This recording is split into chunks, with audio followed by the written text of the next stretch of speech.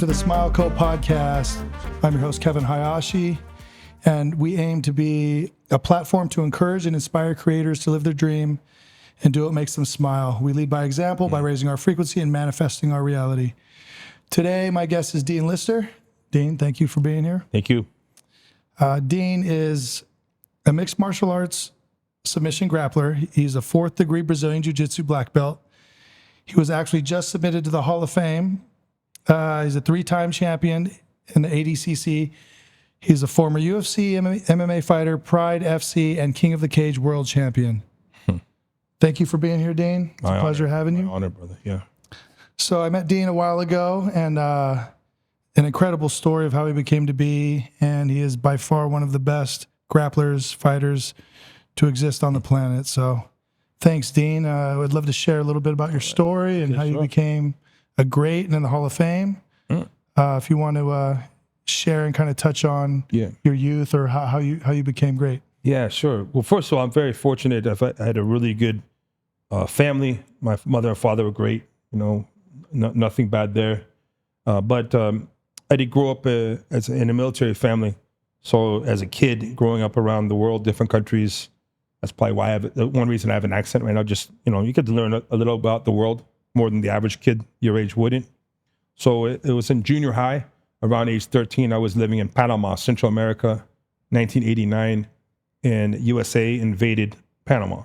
So it was a war invasion, but it was like Iraq for a few days. It was real serious. And I was living at Fort Amador, which was in the middle of the fighting. So most of the American kids were in Fort Howard or Clayton. They were over these hills. Like they could hear the gunfire and the munitions. Munitions, by the way, means explosions detonating. But I was right in the middle of it. My house was shaking from the munitions, and it was just that was a little horrifying because I'm 13. Like I know what's going on. I'm not 4 years old where that's just make believe. I didn't know what's going on. But that was 3 or 4. You don't go by the window for 4 or 5 days. People were shooting out windows, and so were you prepared? I was all surprised. Well, we were always ready in case that was to happen because we heard that was possible. And I had an idea the tensions were getting more, let's say, harsh. They were growing a bit, maybe a week or two before I was in junior high. We were driving home on a bus, and there was a coup. The Panamanian, one of the Noriega, he was the dictator at the time, Manuel Noriega, a pretty infamous person in history. One of his commanders that had a coup took him over. And they overtook the coup and didn't work out. And then Noriega killed the guy, I guess, with his own pistol apparently. So they were alert. The whole country of Panama was on alert. And we're driving home, and we could see I'm talking 18-year-old kids, Panamanian kids with machine guns, pointing at our bus. And no one shot at us, but it was just a tense time. Yeah. So after this happened, after the invasion happened, a few weeks later, I had to go back to junior high. And almost everyone had, well, first of all, USA lost, I think, 18 people. I believe so. A teacher, I think we lost 1 Marine, 4 Navy SEALs, some Army guys. I mean, some people died, but Panama lost over 1,000 people died. So everyone knew an uncle or a brother or someone who got killed by the Americans or in the American invasion. So me being a little American white kid who didn't speak Spanish at the time, nerdy kid, I guess I'm still nerdy, but back then especially, it was just it was a recipe for problems, and so I got a lot of, let's say, some drama, fights and stuff like that happened a lot, and that's probably the reason why I wanted to learn how to get into, learning how to fight was pretty important to me as a kid. It's related to this thing. My mom, she filled the bathtub full of water because when the fighting started happening, because it's true, the water was shut off. So to this day, I always have to have like a bunch of water, like under the cupboards or, in storage. I have a bunch of water just in case the water gets shut off. Things like that. It's good to be, who would think about that? The water gets shut off, It's definitely smart. But it was good. So things like, so just learning how to fight and be more aware of my surroundings was pretty important to me. Wow. So what was the age or how did you get into it? Did you say, Dad, I want to take classes or? Yeah, my dad was always pushing me to do martial arts. I would do karate, kickboxing, but I did wrestling when I was 8 years old. 1 year of that, I did not like it when I was 8. But that 1 year helped me a lot because 1 year wrestling is solid. I mean, a kid that does 1 year wrestling in high school is already tough, Right. you know, unless you quit or something Learning how like to that. defend and sprawl. Yeah, just humans have hands. We grab, arms grab. Even if I love boxing, but if one boxer's in trouble, by instinct he'll grab the other boxer to give him some time to recover. Humans grab. We have arms and fingers, hands. So wrestling is really integral for assault defense.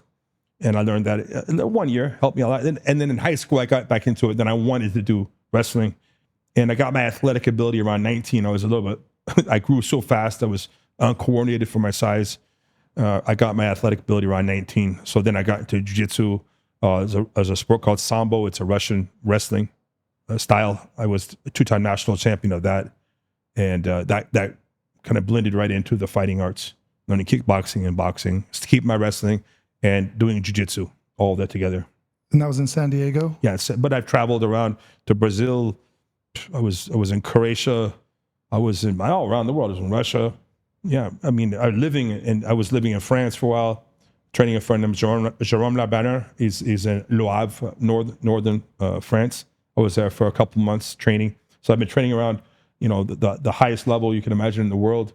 And the world's a big place, but it's also a small place. Right. You'd be surprised who you can find in other places in the world that you know.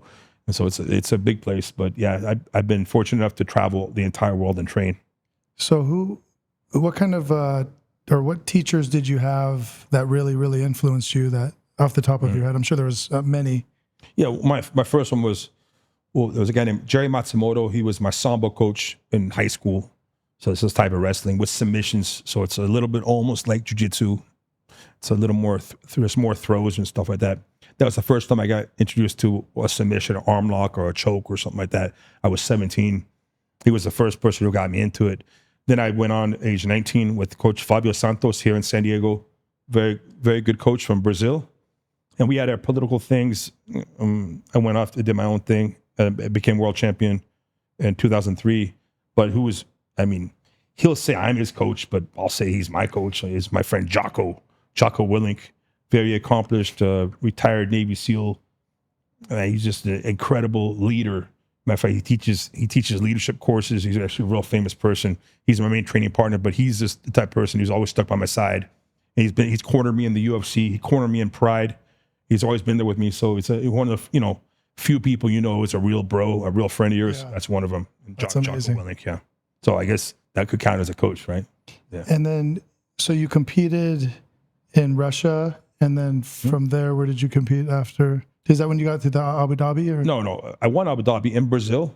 I was the first foreigner I was told to ever win an absolute tournament in Brazil. Brazil is such a very competitive environment. Brazil is really, really good, of course. USA there's tough people all around the world, of course. Every country has tough people, but Brazil historically has been very tough. So I won an absolute division, which means all weights. So I was actually considered the best on the planet. I'm not saying I was, but I was considered that for 2 years or so. Top 1 or 2, whatever. You could give it to me, or the super fight champion. So after that, I went back, of course, back to USA, training hard. I was a super fight champion in 2005. I faced the legendary Machado in Long Beach, California. And then I came back and then I tore my bicep. I needed surgery. I was out for a few years. Came back in 2011, and I won it again in Nottingham, England, 2011. It was a good year. Wow. How did you tear the bicep? I threw a bad overhand right. It's like a hook. Oh, yeah. And it hit someone's elbow, and my bicep snapped. I didn't know you could do that. It's more common than you think. I know people can do it powerlifting. These It's like rubber bands right here. Yeah. If you put your arm straight, you see it's very tense. You relax it, it's soft. Well, it's like a rubber band, and that snaps. Yeah. It'll shrink.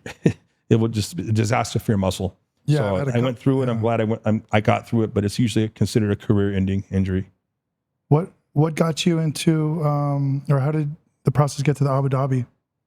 Yeah, Abu Dhabi back then, it was by invite. Now I was invited in 2003, but 2001 I was invited. I didn't do so well. I was a purple belt. I wasn't that experienced. 2003 I was a brown belt, which brown belt is like a junior black belt. I was doing pretty well. I was already the North American champion, so I was invited based upon me being the North American qualifier champion. That's why. So they actually already had tournaments. Before 2003, they didn't have tournament. You just got invited or not. But now it's grown to be its own sport now. And it's just super competitive. They've always had the champions of each division have always been great athletes, but now we're talking the top 5, the top 10 of every division are Olympic level athletes now. We've always had a few. In the sports history, there's always been a few Olympic level athletes in jiu-jitsu, in any kind of martial arts. But I'm talking now Abu Dhabi, ADCC, the combat club. It's all just it's a combination of wrestling and jiu-jitsu. It's an absolutely incredible level of fitness you have to be in to be competitive.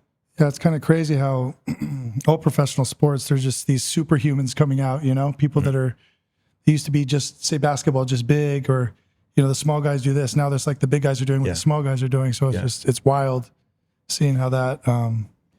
Times changing, next generation's coming in, Yeah. And so from the Abu Dhabi is then Pride, was that the next? Abu Dhabi, because I was considered the world champion in my sport, submission wrestling, or known as jiu-jitsu. But we were not wearing the jacket, so it's jiu-jitsu but with no jacket. And Pride FC was in Japan. So I fought in Japan. I fought in Osaka. I fought in Nagoya, and I fought in Tokyo. So 4 fights in Pride, and that was just a great experience. Just almost seems like I wasn't there. It just seems like such a long time ago. It's just such a crazy idea just to go and fight in Japan in front of fight a Russian guy in Japan.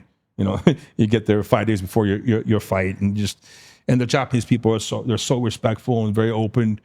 But it's also some culture shock as far as the humor and the commercials and everything's just different. Of course, I don't speak Japanese, so it's a big culture shock. But you're surrounded by really positive people and just massive attendance. One time I fought in front of, it was over 100,000 people in the stadium watching me.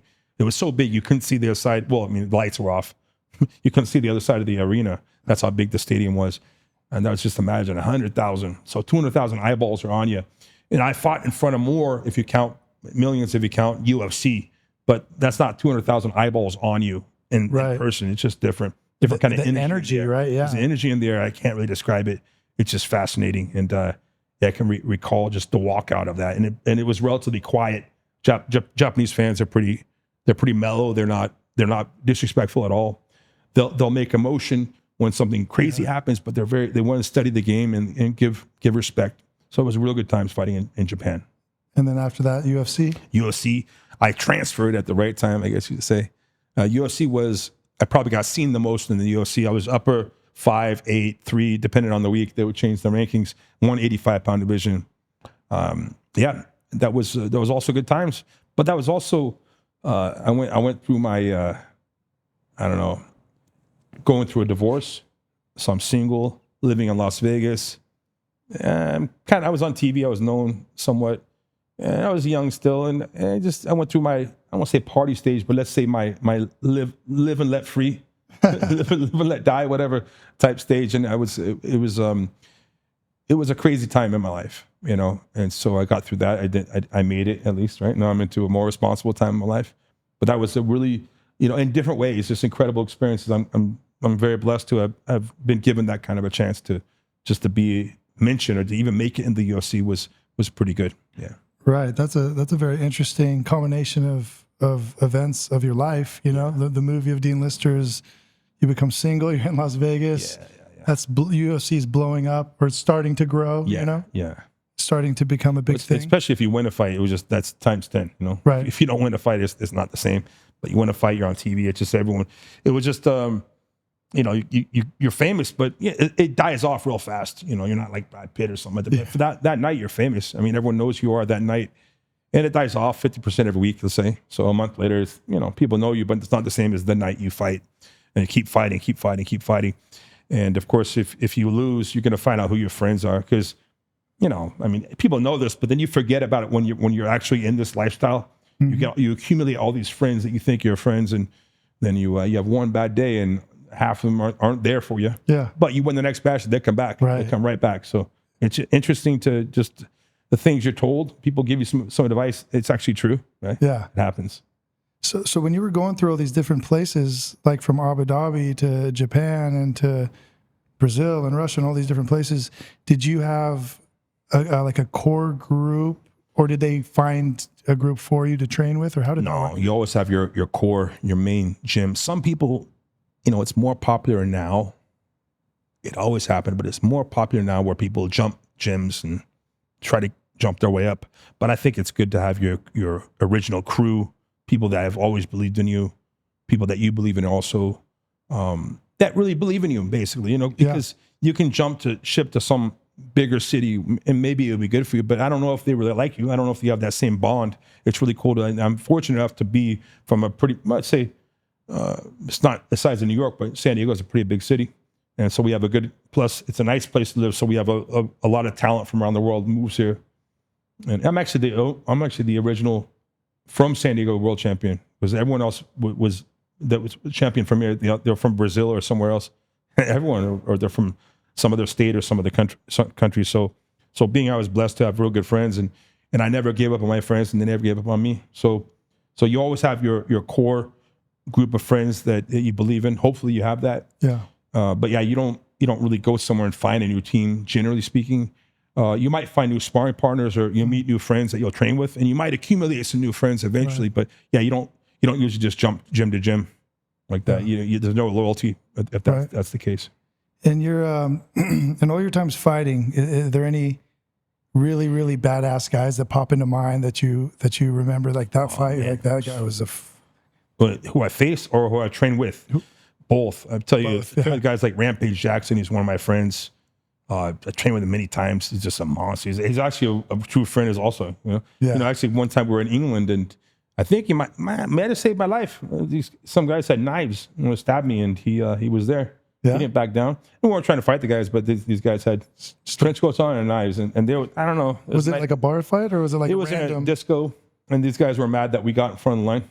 We were with Michael Bisping and another friend of mine, Michael Bisping, Rampage Jackson. We got right in front of the line, and it's like I don't know. I was just there. We walk right in, and these guys at front were like, they were complaining, why did they get in front of the line? And the bouncer's like, hey mate, when you're a UFC champion, you can get in front line too. And they were mad, and they were looking at us all night long. And yeah, I don't know what would happen if Rampage wasn't there. So yeah, he had my back. Other guys I met, just Tito Ortiz. I was his coach for a few years. Mirko Krokop, friend of mine, absolute animal, legend of the sport. That's why I lived in Croatia. I was coaching him a little bit, but he helped me a lot too, just to learn about the fight game. I trained a guy named Jerome Labanner from France. I was his coach.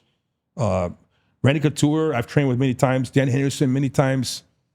King Mo, Muhammad Lawal. I've trained with so many legendary fighters. It's really a big honor just to, and some of my opponents, I faced some of my opponents are ranked in history, really tough guys, especially in jiu-jitsu. Do you have,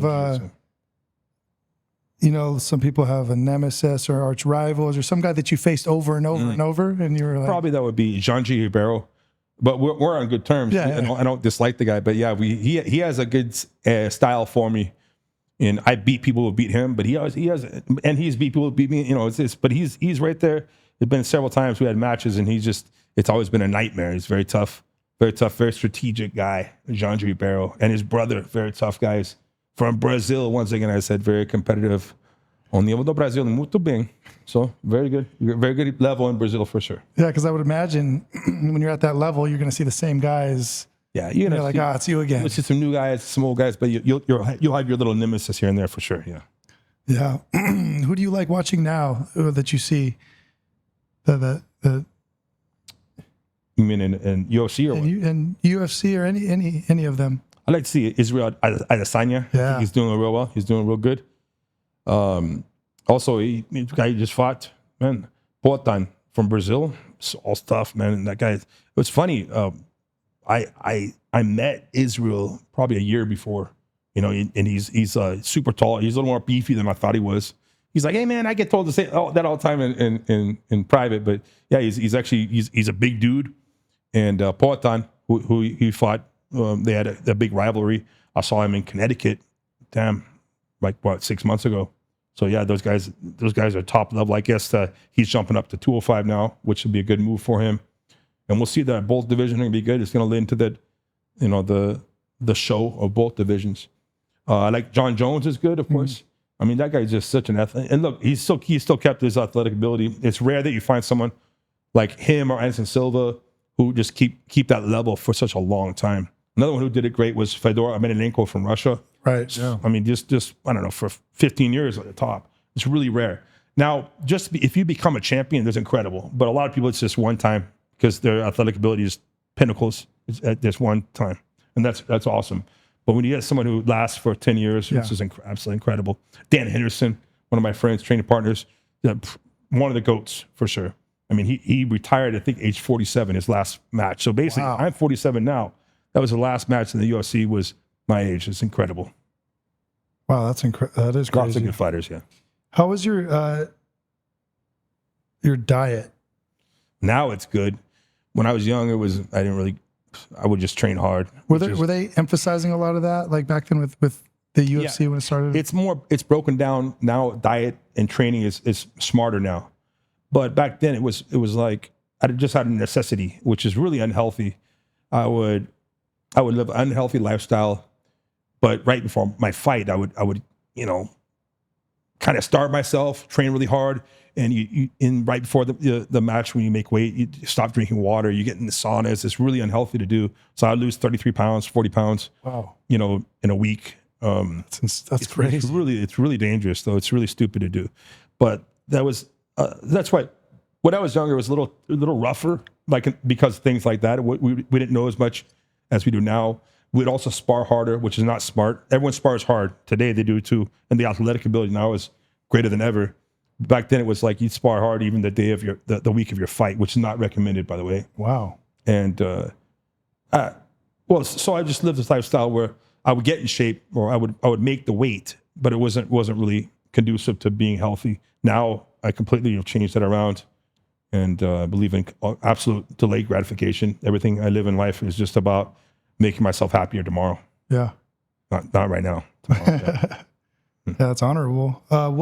What would you say are some important points in your diet now, like that you try to maintain or stay away from? Or yeah, I just try to stay away from fast food. Yeah. Main thing.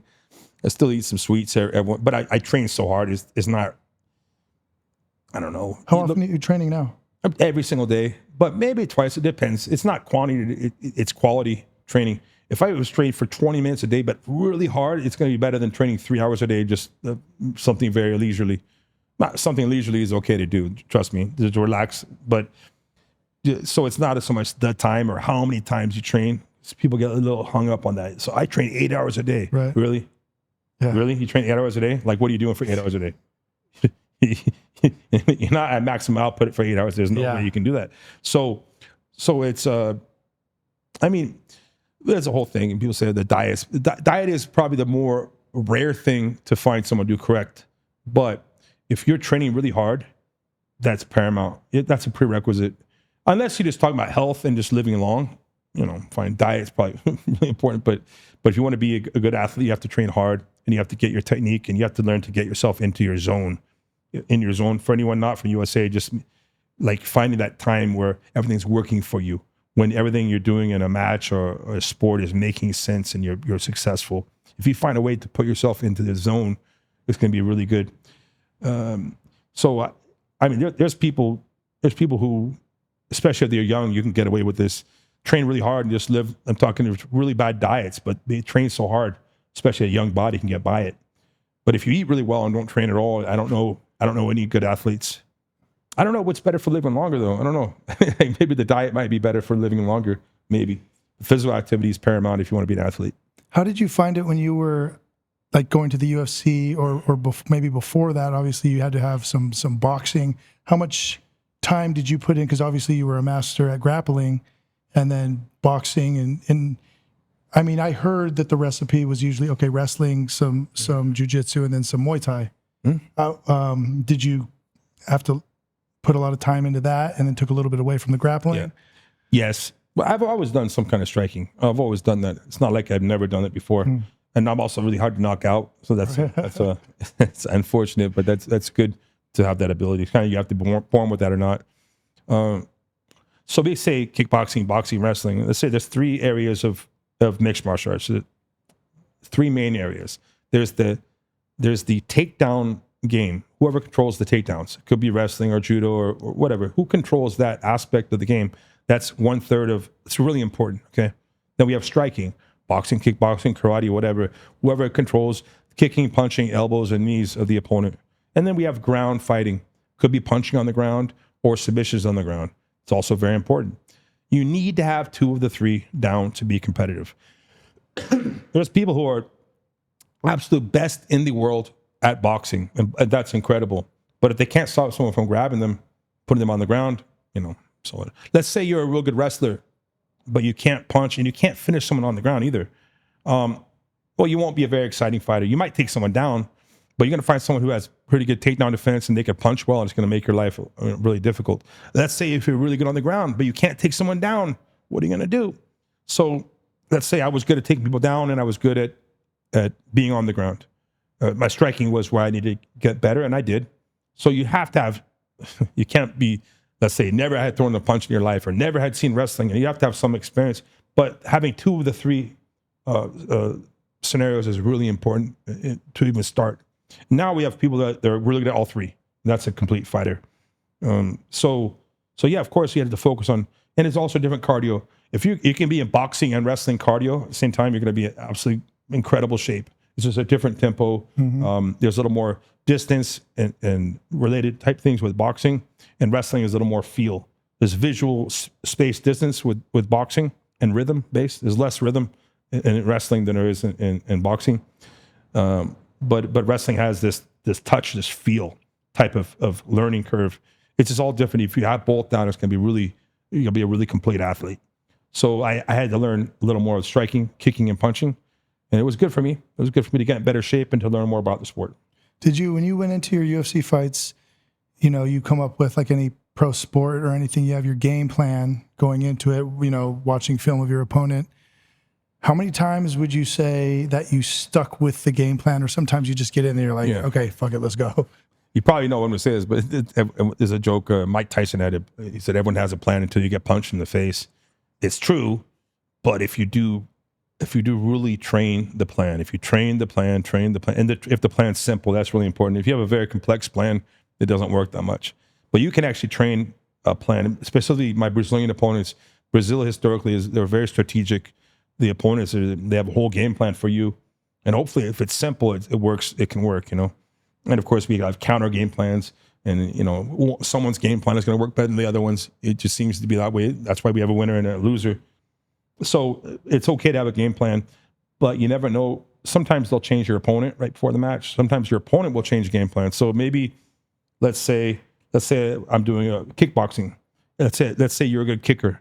So let's say I trained for 3 months, just stop your kicks. But let's say you're like, I'm not going to throw in much kicks this match. I'll throw a few. I'm going to throw elbows this match. Now my game plan is not going to work on you because I have the wrong game plan for your new game plan. Make sense? Yeah. So game plan is good to have, but it's really important to, have your alternatives. You can't be too stingy. But if you stick by a good game plan, it does work. Yeah. Yeah. So a few times I've stuck by a game plan. A few times. What was the? I want to ask, what was the hardest puncher or hitter that you've ever gone against? Where you're like, the person who damaged me the most probably was a guy named Nathan Marquardt. But he, in hindsight, they probably should have stopped the fight because I don't recall the rest of I finished the match. It was in UFC. I finished the match. I lost by decision. I don't recall. I recall the first half of the first round, and I ran to a knee. But let's say, he assisted me by throwing the knee forward, right? And so I went into the knee, going down. Knee was coming up, and it's my jaw. And I don't recall. I saw the video though. I took it, knocked me down. I got up, and I'm sluggish, but I don't recall the fight. I got knocked down 3 more times because I don't even recall. But then again, the ref didn't know. I don't recall that. So who the most damage to me was Nate Marquardt. But the one punch that hit me the hardest probably was a guy named Ricardo Arona from Brazil. That was in Pride. And it wasn't, he's a very strong guy. It was uppercut, but he hit me just very close. I didn't see it. And ironic, it's the one you don't see that hurts you, So as strong as a punch can be, if I can see it, you can register and you can mentally prepare for the strike. Not you think about it, but you can absorb it better. If you don't see it, if someone hits you from the side, that's why sucker punch is many times a knockout. Even if you have good jaw, someone from the side you don't see it. It could be easy The result could be a knockout.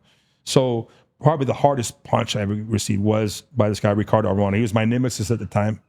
And we had some bad blood, but now we're good. He's in the Hall of Fame. We're bros again. We're good. Young guy stuff. Now we're older guys. Yeah. Yeah. But he's one of the best in history. No, it knocked me down. But that one I didn't black out. I finished the whole fight kind of strong. It was a good fight. I lost that one by judge's decision, and that was in Japan. Have you ever been knocked out? In football, I had a flash knockout, head to head. Now they don't hit helmet to helmet, which is good, but you hit helmet to helmet, and that was a little bit like, I wasn't on my back, it was on my knees. Like just knocked me down, crouched. I think a little flash knockout, but I've never been knocked out. I've been knocked down before, for sure, but never been knocked out. Let's see. I've been choked out before. That's always fun. I'm joking. It's not that dangerous if you're doing what someone knows what they're doing, and you be a little greedy and you want to escape, and you wake up and it's a funny story. You always have a dream, really vivid, crazy, weird dreams, and it could feel like 2 minutes, but you're out for 5 seconds. That's happened. Every good jiu-jitsu guy or girl this happened to. It's kind of just a funny thing. Have you broke or torn any ligaments from? Yeah, my bicep tendon, my shoulder. Actually, in Brazil in 2020, right during lockdown, we heard lockdown was going to happen, and I got surgery done. Oh, I remember. It got infected during lockdown, and it was bad. It was just disgusting. By the way, it's just pus coming out of the stitches. We had to go and they had to clean it out. Another surgery. A week later, another surgery, and they even told me in Portuguese, like, "Hey, people do lose their arms from this kind of thing," but they were kind of joking. But it's not really that funny. It's not really a joke. So yeah, it was serious. I had two knee surgeries. I've had TBI. I've had brain injuries from punches and stuff like that. So now I'm just all about preservation of the body, make myself healthy. But primarily my right arm and my left leg for some reason. Yeah.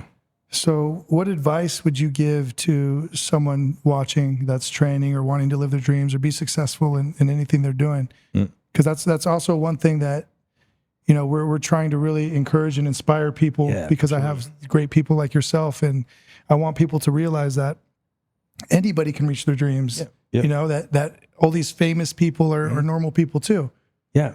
Well, the thing is, one thing cool about jiu-jitsu or combat sports in general is whatever type of your body, what type of body you have, if you're short, tall, we say squatty or lanky, it's the terms in grappling, or boxing or fighting sports, there's a way to make your body into an advantage. Mike Tyson is a champion, well, based upon his personality, his training, how he is as a person, but also look, he uses his body as an advantage. He's not lanky. Okay. But a lot of lanky guys find an advantage being lanky. So there's a way to make your body into an advantage. You just have to find the way. So definitely you want to find a good coach. A good coach, but someone you believe in, someone you respect. There's also really good fighters who can't coach that well. I know some of them. Some of them are my friends, and they'll admit it. They're not good coaches. It's just that some people are not good coaches and never were good fighters. Okay, some people are both are good fighters, and they're also good coach, but it's rare. You'll find some good fighters who are not good coaches, and you'll find some guys who are not that high level of a fighter, but they're a really good coach. So it's more like what makes sense to you, personality-wise. You find a good coach. And we listen to Arnold Schwarzenegger's 6 Rules of Success. It's actually good. I like what he says, the 6 or 7 rules of success.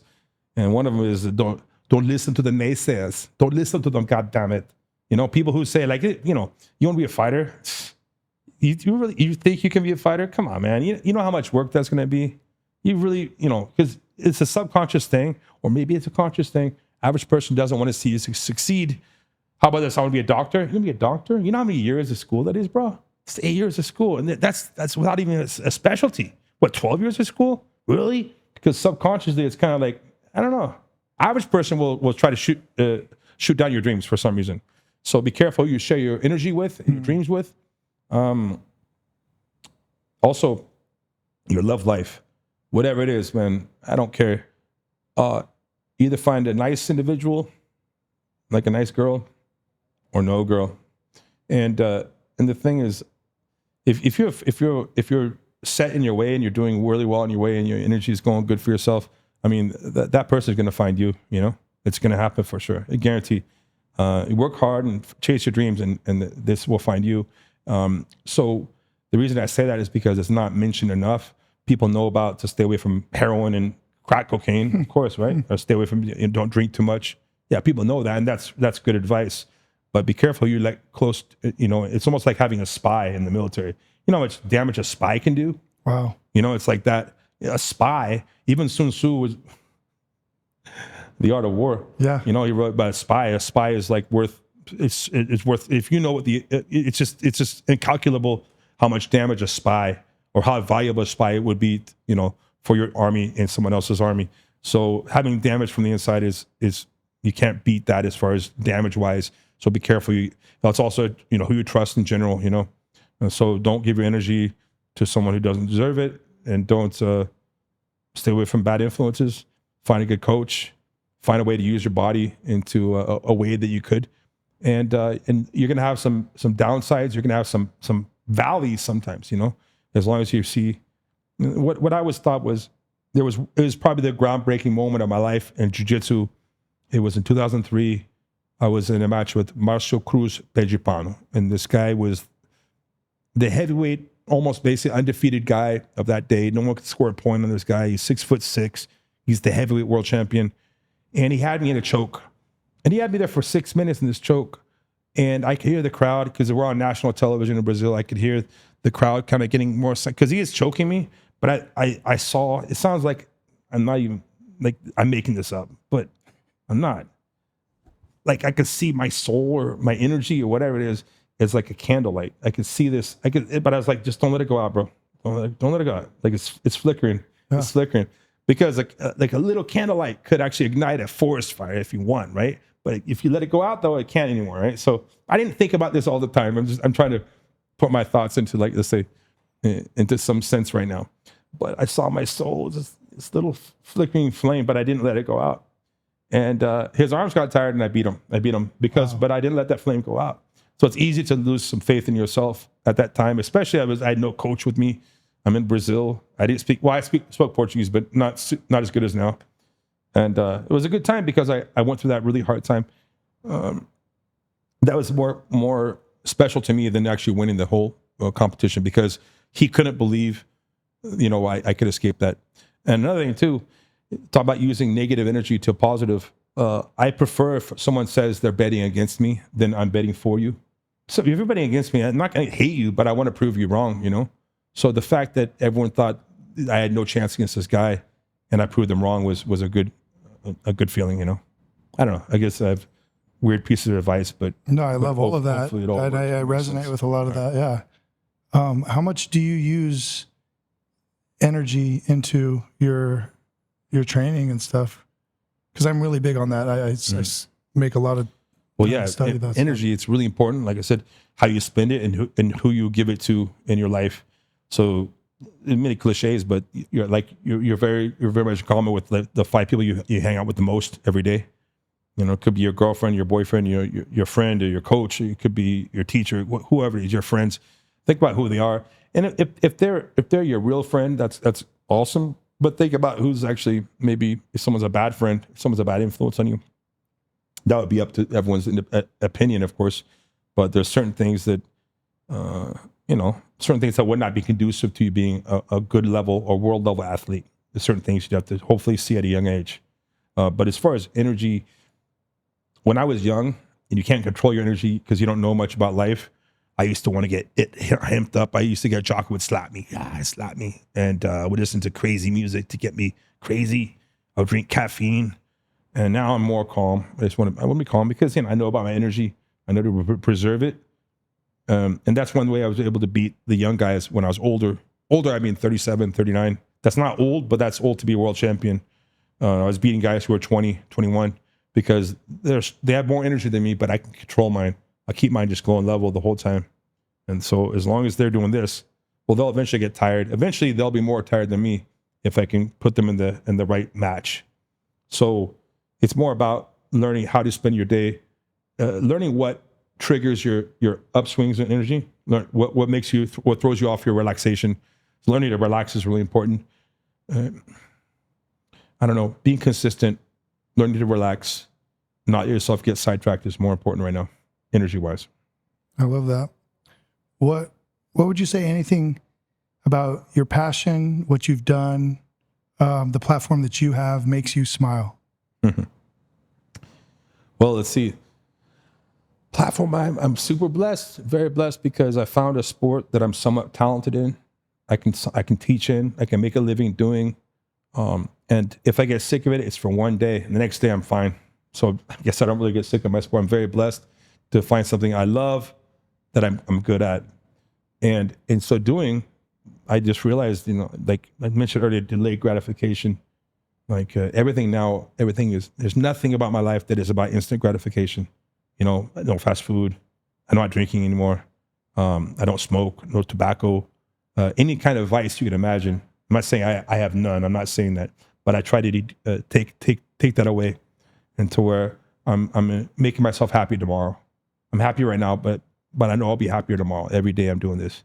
And Mike Tyson actually had an interesting take on this. He said, "There's nothing more beautiful than when someone finds the energy to dig themselves out of a hole." He said, but it's hard to find that. But when you find that even if they're in an ugly situation, it's the most beautiful thing you could find. And I'm going through that right now. I don't know how bad the hole is I was in, how deep it was, but it was something. And I'm out of it, and I'm going away really high right now. So that makes me smile for sure. I like that. And people around me can see it. They can see me smile. Yeah. One last question before I let you go, brother. Where do you see Dean Lister 3, 4, 5 years from now? Let's see if I'm still on this earth. You never know what happens. The reason I said it is because I know people just one day and the next day they're not here. But let's say if this keeps going the trajectory where I'm right now, I see all my friends doing better. I see myself doing better. I see the sport being improved and changed to a different direction. It's going already in a good way, but I see even better benefit. I definitely want to give back to the world all the blessings I've received. I want to help change some people in the right way, or at least let there be an opportunity for change to be made. Can't really change anyone specifically, but I just see a continuation in the right direction. And in this sport, like I said, I'm very happy to be around. I'm very blessed, and it's going to keep changing in the right direction. I'm just super blessed to be a part of this, for sure. I feel blessed for having you on the Smart Podcast, Dean. So thank you very much. Thank you. I love your energy.